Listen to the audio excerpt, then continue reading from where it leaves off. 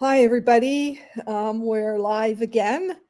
And today, for our art history section, we are going to talk about an artist named Emily Carr. Um, I'm going to try something different today. So hopefully this will work out.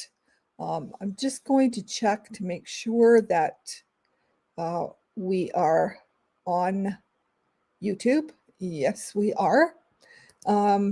Okay, so yes, we're going to do something different today. Um, uh, Emily Carr is a Canadian artist. I'm from Canada. She was one of the group of seven, which is one of the most famous art groups in Canada. When I was going to school, there were copies of paintings of groups of seven paintings all over in the schools. We learned about them in public school. They were a big deal. They were basically seven men who adopted the modernist and post-impressionist style. But they were all men, and later on, Emily Carr was asked to join them, the only women in the group. So Emily Carr lived from 1871 to 1945. This is a picture of her when she was 18, and this is a picture of her later on. She lived on the west coast of Canada. Canada, if you don't know, is a very large country. I now live on the west coast. She was one of the first painters to basically record Indigenous life and nature out here in British Columbia. She wasn't recognized for quite a long time because people thought that the Aboriginal themes, subject matters, were not important. But then when she started painting landscapes, especially her forest scenes, people started paying attention. I'm going to try to play this video. It's 1 minute. Heritage Minutes is something done by the Canadian government. Anyway, this is like a little video they made about Emily Carr.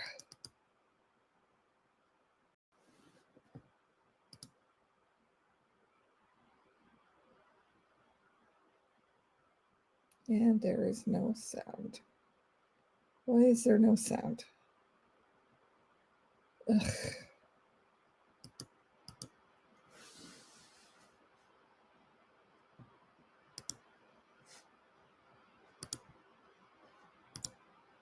That's why.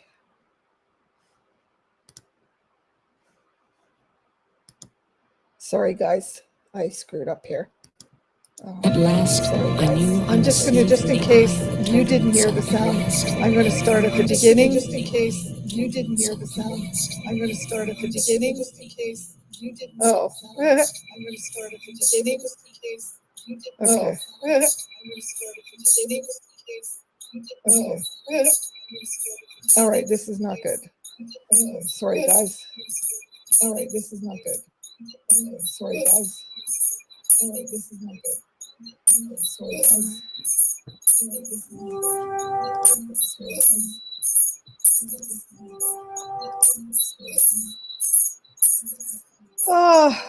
Oh, what the hell's going on here? I can't even get out of this. Oh, what the hell's going on here? I can't even get out of this. Sorry. I think what I did was I made. I think what I did was I made. I think what I did. Sorry, guys.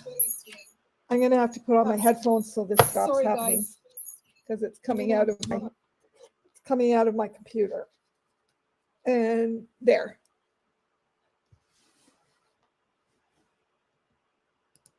Okay, that should be better.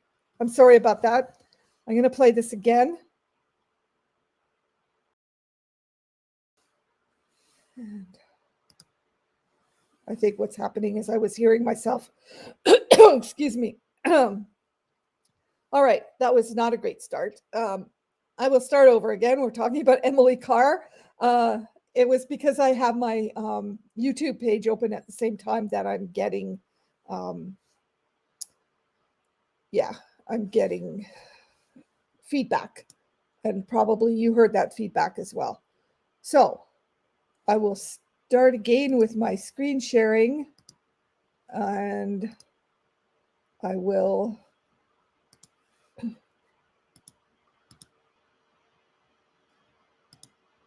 that. And there we go. So here we are again.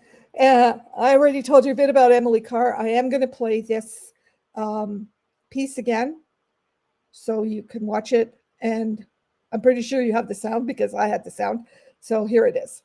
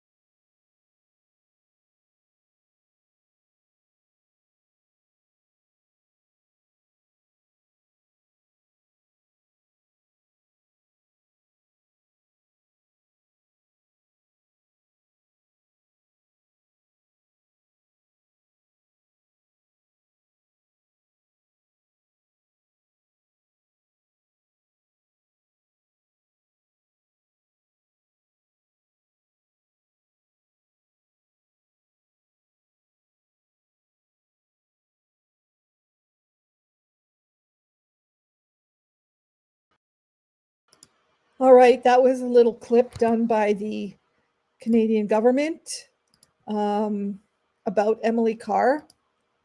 And I will go back to this. What is happening here? Oh, for crying out loud. Sorry, 1 second.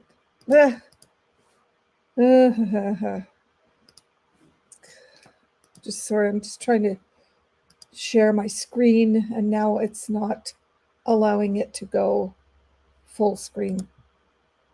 There, here we go. All right. Okay, we're back.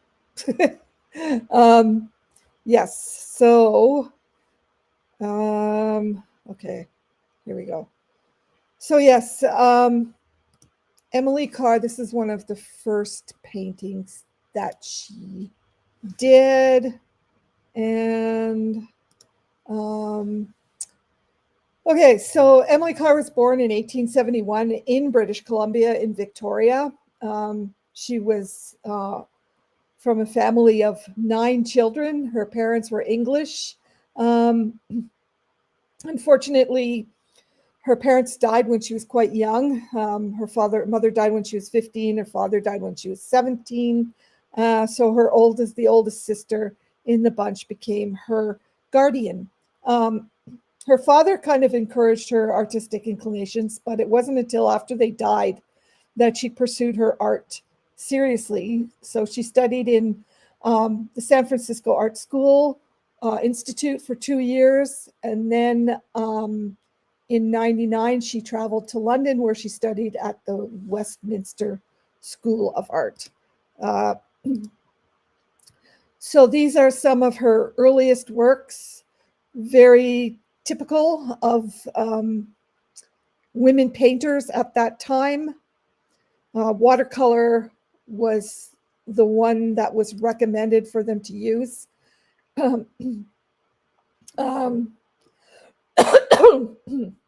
Yes, so this is a village called Skagway in northern British Columbia. It was a native village, and also a village called Sitka. Um, in 1898, she started traveling and making sketches at sketches and paintings to Aboriginal villages on the BC coast. Ucluelet is on Vancouver Island. And it really made a lasting impression on her to go to these places. She took a tour. She went all the way up to Haida Gwaii, which used to be called the Queen Charlotte's. And she, from the time until she couldn't travel anymore, she traveled up there a lot and painted. Those villages left a big impact on her. The natives called her Kliwik, which means the laughing one. And later on in life, when she became too ill to paint, she started writing books, and her first book was called Kliwik, the laughing one. So after she went to school in Westminster, she came back to Canada and took up a teaching position in Vancouver. And she lasted a month. It was called the Ladies Art Club, and she was very unpopular because they believed she had a rude behavior. She smoked and she cursed at them in class. So obviously teaching was not her strong suit. So here is a photograph of her on her expeditions up to Haida Gwaii, which I said is the Queen Charlotte Islands, which are like sort of off the coast of British Columbia, which is on the west coast of Canada in the Pacific Ocean. The northernmost islands that are above Vancouver Island are called Haida Gwaii. They were famous for their totem poles. You can't really see her, but this little dot here is her painting these totem poles. And I have this painting, which will appear shortly. So in 1910, she returned to Europe and studied in France at the Académie Colarossi. She started studying under a modernist painter named Harry Gibb, and it influenced her style greatly. As you can see, the color palettes are a lot brighter, more vibrant than her earlier traditional paintings were that we saw previously here. Well, those are pretty, but she started using oils. So she was very influenced by the post-impressionists and the Fauvists that she met and studied with in France. In 1912, she returned to Canada and organized an exhibition of her in her studio of watercolors and oils that represented her works at the time. She was the first artist to introduce Fauvism to Vancouver. So these are the works she started doing after she went to France. She opened a studio in Vancouver in 1912, but did not have a very good reaction. Nobody was interested in her work. There were a couple of people who thought it was great, but she didn't have enough support to support her career. So she returned back to Victoria, where her family lived. She didn't have a very easy time. These are the totem poles where we saw in that previous picture where she was painting right here. Those are the same totem poles that she painted in 1913. She didn't do very much painting in the 15 years after her kind of fiasco at Vancouver when she tried to open the studio, because she had a very hard time, not only because she was a woman, but because she was quite ahead of her time in her art style. So it was very, very hard for her. She ended up opening a boarding house in Victoria called House of All Sorts, which provided a title for a, a book that she wrote later on. And basically, that's how she supported herself, was with having this boarding house in Beacon Hill in Victoria, British Columbia. Like I said, for 15 years. So here's one, like she did paint sometimes, but not very often. It wasn't until 1927 that she started garnering more attention, especially from influential and supportive people. Again, it sort of reminds me of Georgia O'Keeffe, who, got recognized because her husband was a famous photographer. Same thing here. Lauren Harris, which was one of the members of the group of seven, really liked her work. He actually bought this painting right here, the Indian church one. He really supported her, and they took her in as part of the group of seven, which I guess was the group of seven plus one woman. And she was invited finally in 1927 to exhibit her work in the Canadian National Gallery in 1927 as part of an exhibition of West Coast Aboriginal art. She sent 26 oil paintings along with samples of her pottery and rugs with Indigenous designs. And this is actually in this exhibition where she was invited, is where she met Lauren Harris from the group of seven. And he said, "You are one of us," and welcomed her into the ranks of Canada's leading modernists. So finally, she wasn't isolated anymore. She was part of a movement and accepted. And this is some of her most prolific period. Her most prolific period of painting was in this time after 27. And these are, really large paintings in oil, which wasn't done that often by women. Starting off with the totem poles, which she was so intrigued by, and then moving on to grander landscapes. Excuse me. Yeah, this is still like sort of totems, but as you can see here, these giant forest images that she had painted. She traveled throughout the 20s and 30s up to the native settlements in northern BC.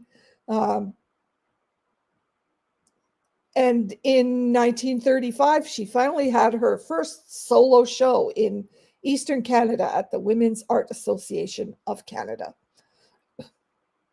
So her recognition grew steadily. It was exhibited in London, Paris, the US, and major Canadian cities.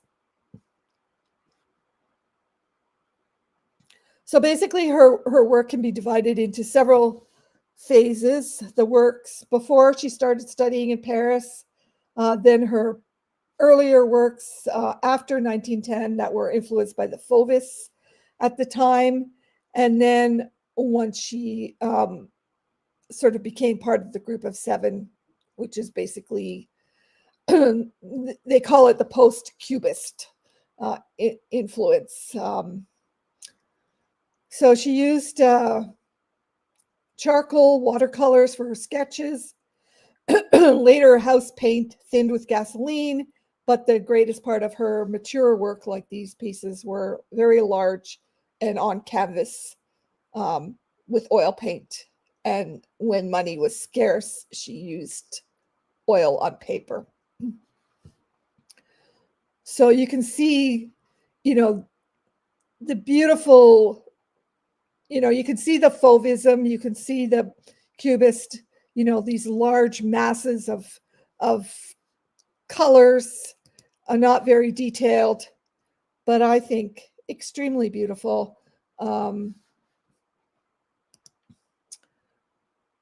Yeah, like even if you see the trees here, you can see that they're just sort of impressions of trees. They're not details of trees, but when you look at something like this that's on very large canvas, it's pretty awe-inspiring. So yeah, all of these are very large works. Excuse me. Unfortunately, in 1937, she had her first heart attack, and then another one in 1939. And she moved back in with her sister to recover. And then it just kind of went downhill from there. In 1940, she had a stroke.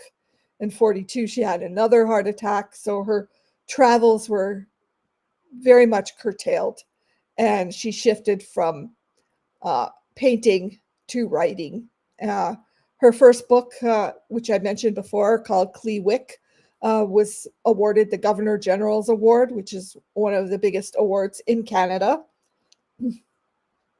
And she also, interestingly, as you can see in this painting, which we call here in Canada clear cut, where they just come in and basically cut down all the trees.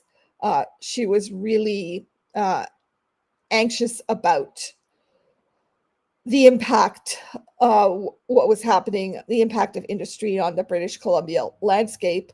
Not only that, but also the encroachment on the lives of the Indigenous people here. And she felt it basically her duty to record what was happening. Here's another one of her very grand paintings. Just, you know, not detailed trees, but you get that, like you say, from Impressionism, impression of trees. And this is called a forest clearing. Again, the idea that all these things were being chopped down. Her last painting, I think it was her last big painting, Odds and Ends, again, all clear cut. And she was, very, very concerned about the impact of deforestation. Her writing, she did a lot of, she wrote quite a lot of books. She also wrote The Book of Small, The House of All Sorts, and then more were published after she had passed away. And they were very autobiographical, but they also recorded the sort of beginnings of this wild country, because at the time when she was a child was when British Columbia actually became part of Canada. There was that small colony on the west coast in Victoria, but it became part of Canada as a country when she was young. So I guess her objective was to, record these images. She was afraid that by, not soon afterwards, all of this would be gone. And a lot of it was, I think natives are sort of reclaiming themselves, especially out here in the West. But forestry, mining, the abuse of Indigenous people, the removal of their culture. There is a ceremony on the West Coast from the West Coast natives, and there are quite a few tribes, called potlatch. And potlatch is basically a ceremony where you give everything that you have away. A lot of very wealthy natives did it, and it was basically a way to even out, that there was never somebody that had more than somebody else. And of course, as soon as British Columbia became part of Canada, this was banned, and the government basically put people in jail for having this potlatch ceremony. And I think it was banned until the 70s. So she provided this glimpse into Native culture, into the nature of this country. And I have to say, I mean, British Columbia still has a lot of trees. Where I live, there are a lot of trees, but you can see that it's all being reforested. And because it rains so much, because the weather is pretty mild, it, they grow pretty quickly. But the impact probably all over the world has been pretty tremendous everywhere of what mankind has been doing to nature. And she was very aware of that in her lifetime, which is not very common for somebody born at the end of the 19th century and living till the middle of the 20th century. It wasn't common. I mean, it isn't until we had in Canada, we had Native schools where they took the children away from their parents, forced them to speak English, denied them any access to their traditional culture, and the parents had no rights whatsoever. These children were abused. There's great trauma in the Native communities that's still being dealt with now because of what's happened to them. So it's a really amazing thing that somebody from that time has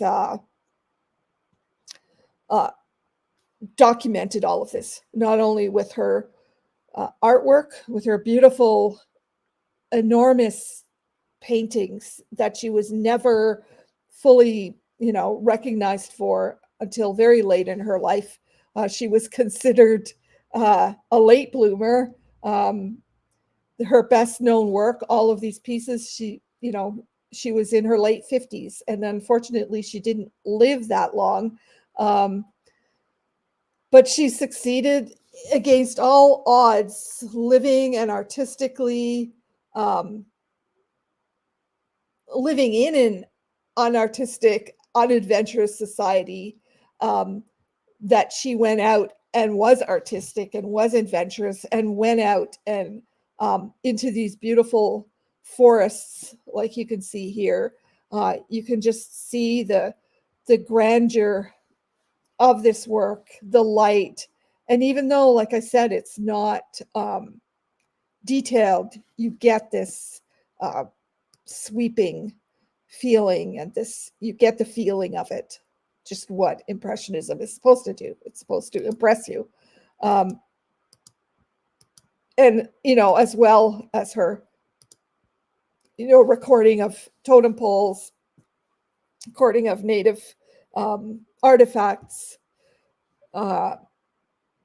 She did our country a very good service in recording this and preserving it for future generations like myself. So she, after she died, of course, like many famous artists, she became famous. During her time, she started getting a name, but it wasn't until afterwards. She was represented in 1952 after she had died in the Venice Biennale. In 71, they made a stamp with one of her paintings on it. In 1991, they made another stamp with one of her paintings. In 78, this is all after she died, she was awarded the Royal Canadian Academy of Arts Medal. She has shows, she still has, they're still traveling shows all over the world with her art. And interestingly, a planet has even been named after her, a minor planet out in the cosmos. Lots of things have been named after her. There's a very great art college in Vancouver called the Emily Carr University. So she became very famous after she died, like a lot of artists. This is what's happened to them. This is her last self-portrait, and I really love what she says here. I glory in our wonderful West, and I hope to leave behind me some of the relics of its first primitive greatness. These things should be to us Canadians what the ancient Britain relics are to the English. Only a few more years, and they will be gone forever into silent nothingness, and I would gather my collection together before they are ever past. Um, yes, even though she cursed and swore when she was teaching, smoked and was rude to her students, she was an amazing, amazing artist. I'm proud to be Canadian for her. To have somebody like this represent my country. Um, it's funny because when in school, when I went to public school and we would talk about the group of seven, everybody would roll their eyes and it would be like, oh my god, and then you kind of never really appreciate this when it's being drilled into your head as a child. So yes, it's sorry, I'm trying to, okay, it's been an interesting look back into Canadian art, because we were always drilled this into our heads. Nobody, everybody, like I said, rolled their eyes. But it is, I'm very honored call myself a Canadian. I'm grateful for living in a beautiful part of this country with still many large trees around me. I live right beside a native reservation where there's a very strong community.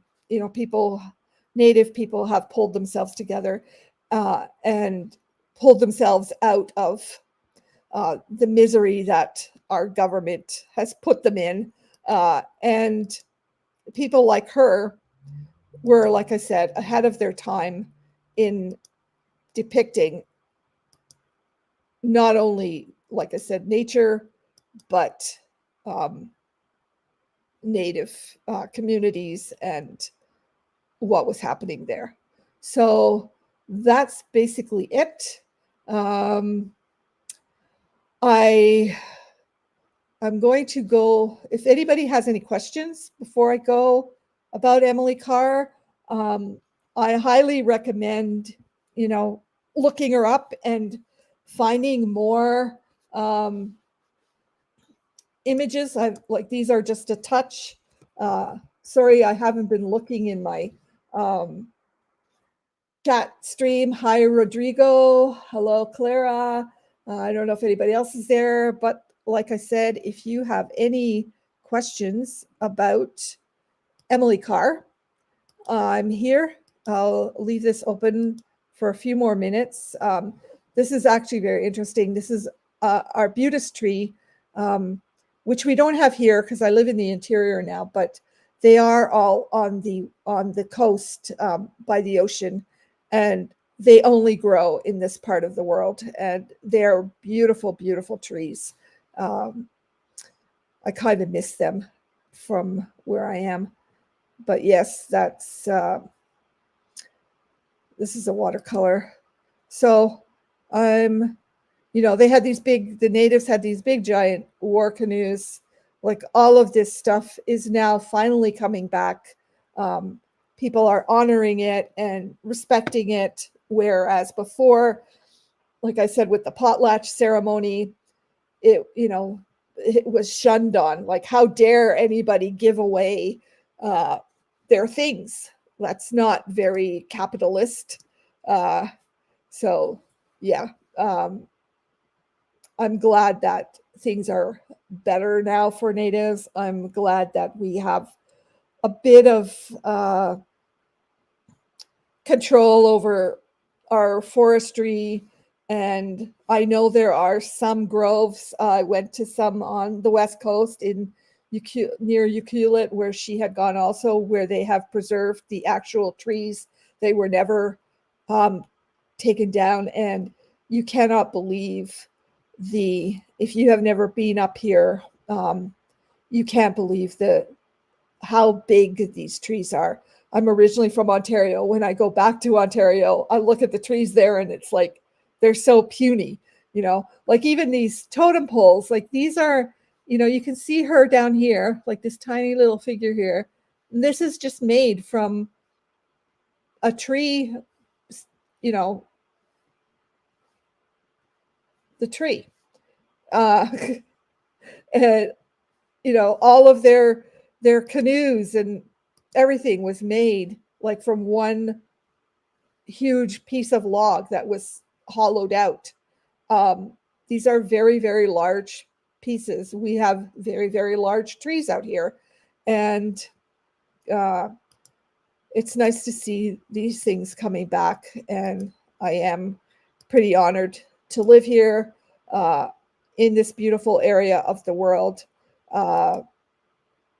It's very interesting to go back and see what it was like before we really destroyed it. So, yes, that is it. I hope you enjoyed this. I'm sorry about the mess up in the beginning. And that's why I have my headphones on now, because I don't know what happened. But yes, thank you. Thank you so much for coming and joining me. And I hope you enjoy Emily Carr, and I hope you are able to have another, a deeper look into her work. It's really beautiful work. And as is the group of 7, the other 7 men in that group, they are mostly painting. The men in the group of 7 are mostly painting in Northern Ontario. Their styles are very similar, but not similar. I think personally, Emily Carr is the most outstanding of the whole group. And yes, thank you for attending this. And I hope you got something. I don't see any questions anymore, so I'm going to sign off. And next week, next Thursday, I think we have Violeta Parra that Baloo is going to be presenting. So everybody have a good day, and we'll see you soon. Bye.